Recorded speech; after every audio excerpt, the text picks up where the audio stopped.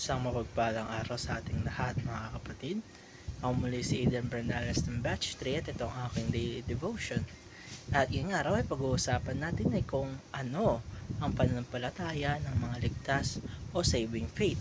At ang ating Bible verse ay mula sa Ephesians chapter 2 verse 8 to 9. Sinasabi sa ating scripture ngayong araw, "For by grace are ye saved through faith, and that not of yourselves. It is the gift of God, not of works, lest any man should boast." Mga kapatid, napakalino na sinasabi sa ating scripture ngayon na ang kaligtasan ay hindi nakabase sa mabubuting gawa o sa kung gaano karami ang mabuting gawa mo. At hindi ito nakadepende sa ating sariling kakayahan o sarili nating effort, kundi ito ay kaloob ng Diyos sa pamamagitan ng pananampalataya.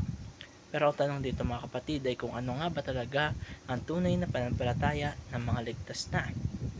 Pag ating sinabi na faith, hindi lang ito basta kaalaman tungkol kay Jesus o pagkakakilala niya siya totoo. Ito ay buong pagtitiwala kay Kristo bilang ating nabubuhay at maninabangon at tagapagligtas. Siya lang ang tanging daan para tayo ay mapatawad at magkaroon ng buhay na walang hanggan kasama ang ating Panginoon.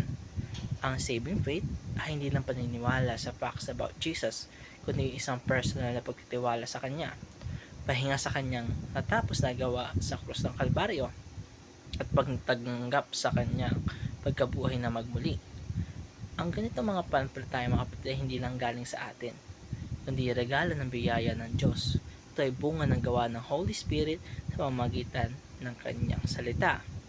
Kaya meron tayong tatlong elemento patungkol sa true saving faith. Unang-una dito ay notisya, understanding the gospel. Dapat nating maintindihan ang mensahe ng ebanghelyo na tayo ay makasalanan at tanging si Kristo lamang ang daan sa kaligtasan. At kung wala tayong malinaw na pagkaunawa dito, ay mahirap tayong magkapaniwala ng totoo patungkol sa ating Diyos. Kalawa ay assensus, agreeing with the gospel.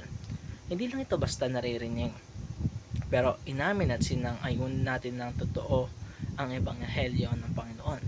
Katulad ng pagsang-ayon na si Jesus ay tunay na anak ng Diyos, namatay at namuling nabuhay para sa atin, na para tayo ay mapatawad ng Diyos. Pero hanggang dito lang ba dapat? Hindi mga kapatid, dahil ang ikatatlo ay fiducia, trusting in Christ.